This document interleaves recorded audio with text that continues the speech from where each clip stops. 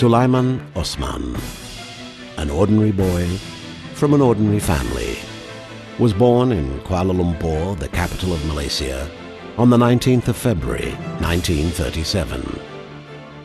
He grew up during the difficult years of the Second World War. He knew firsthand the meaning of not having enough food to eat for one big family of 11, besides his parents, which later became 13. His big family taught him the importance of getting along with others and not to be selfish. On the 22nd of February 1954, his world was transformed when he gained admission into the prestigious Malay College, Kuala Kangsar. From there, he went to the University of Malaya, then in Singapore, and earned a degree in liberal arts. With that degree, he became a civil servant in Malaysia from 1960 until the 18th of February 1992, serving at the district, state, and federal levels. In his official and unofficial capacities, he walked side by side with the very poor, ordinary farmers, tycoons, senior civil servants, ministers, prime ministers, and sultans. At the age of 30, as a district officer, and without any directive from the government, he carried out a project to motivate the rice farmers in the district. The project was a big success. It caught the attention of the nation's leaders. That was a watershed year in his life. For the next 40 years, while still in government and after his retirement, he became obsessed with the idea of motivating people. Today, he believes that although one man, he can make a positive difference to the world by getting as many people as possible in the world to actualize more of their God-given potentialities. He believes that he can transcend country, race, religion, gender, and age. He considers this Herculean task as a calling from God. He knows that God will be with him all the way. To Sulaiman, it is better to try and fail than to even fail to try. What is important is the intention. Lim Kok Wing University of Creative Technology is pleased to promote Professor Sulaiman Osman, its Deputy Chairman of the Governing Council for the last 16 years, as the Global Motivator.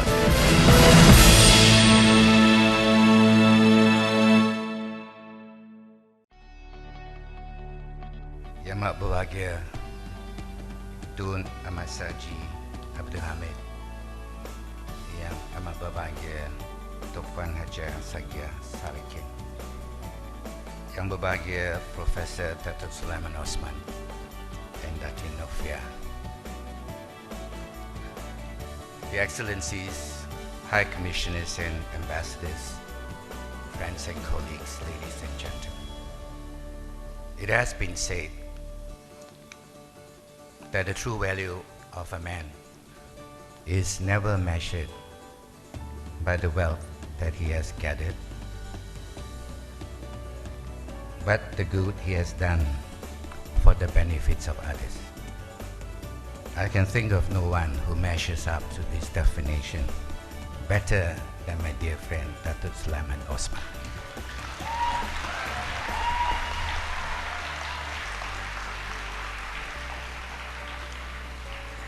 I know of no one who is more passionate about helping people. I know of no one who is more committed, more devoted, and more selfless in empowering others to get ahead in life. And I know of no one who is more humble, more sincere, and more dependable than Dato Sulaiman.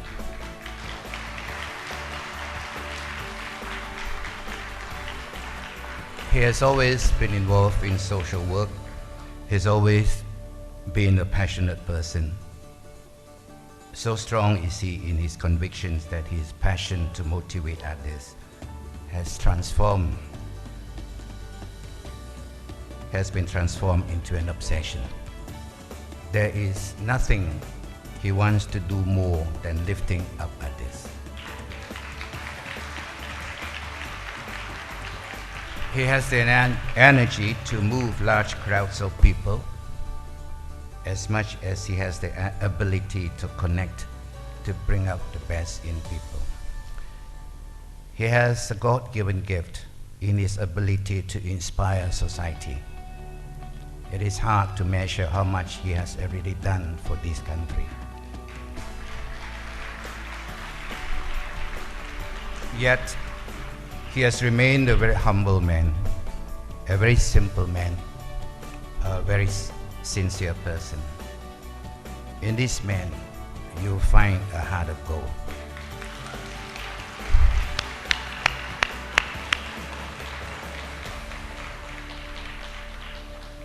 This is a person that I have known for a very long time. Dato Sulaiman and I have been working together and walking together side by side for some 35 years now. God willing, we shall continue to walk together for the next 35 years.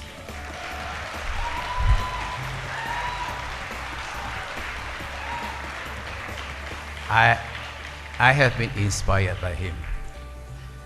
I think it is fitting that I take this opportunity to thank him on behalf of all who have become wiser just from knowing him and stronger just from listening to him.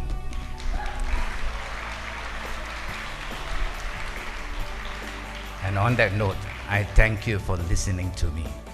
Thank you, Professor Emeritus Tan Sri Dr. Lim Kok Wing, for your kind introduction.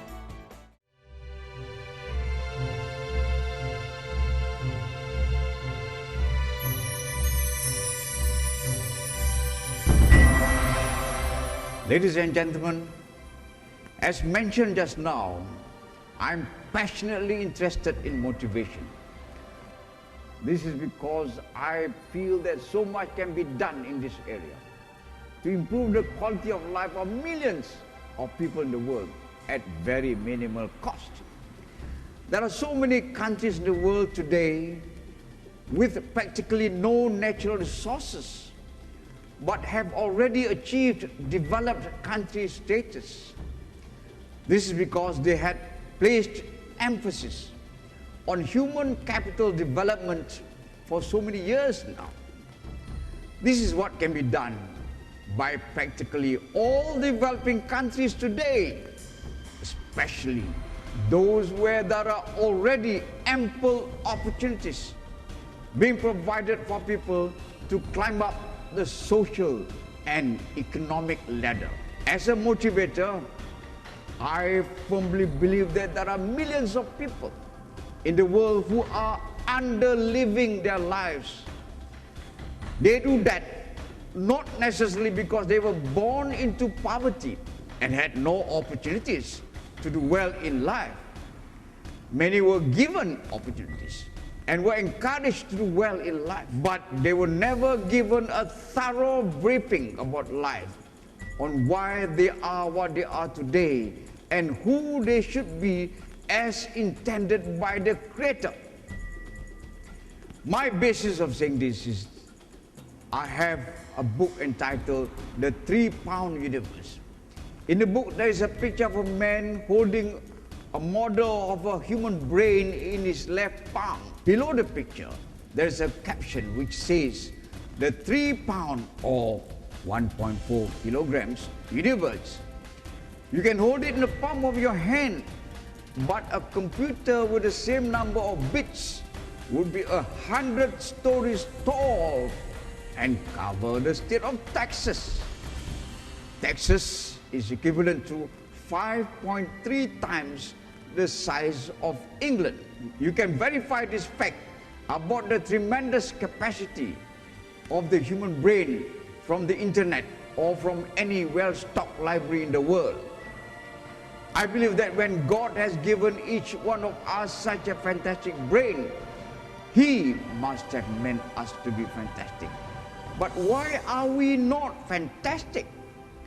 To me, it is a great tragedy that so many people have lived and have since died, not knowing that they could have made a big difference to their lives if they had been given a briefing on the dynamics of life by someone before, especially when they were young. Because of that, they were contented to live as mediocre people. Their lives were, if not wasted, non-fulfilled. They were not handicapped physically, as we know the term very well, but they were handicapped psychologically and emotionally. Perhaps a more appropriate term to describe them is that they were mind-handicapped. Alas, no one came forward to de-mind-handicap them, that is to remove the handicap of the mind, especially when they were still young. What I do is I would try to convince them that they have tremendous potentialities which they have not brought out yet, and that they would be the loser if they don't bring out those potentialities. Perhaps they do not see themselves as fantastic because of the evaluation of society, which includes their parents, relatives, peer group, teachers, the National Examinations Board, and the mass media. Society can only judge them by their academic or paper qualifications and the results of the various public examinations they have taken so far. Society can only judge them by their present situation in life, their present strengths and weaknesses, and by what they've been able to do. But society can never judge them by their potentialities. Society can never see their greater and more capable selves unless and until they themselves bring out those parts of themselves. To me, this is a great tragedy. There is the fact that people's self-esteem and what and who they think they are, and believe what they can do and cannot do, are very much influenced by how they think society evaluates them and expect them to behave. The fact that God meant them to be fantastic individuals in the first place is never in their calculation. Another reason why it is a great tragedy is that people never pause to think that the reason society does not think much of them has a lot to do with their past, the socio-economic and psychological environment they came from. Such an environment was completely out of their control to determine. If such an environment had been more supportive and psychologically uplifting with lots of opportunities, they would be different individuals today. The sad fact of life is we are all products of our past.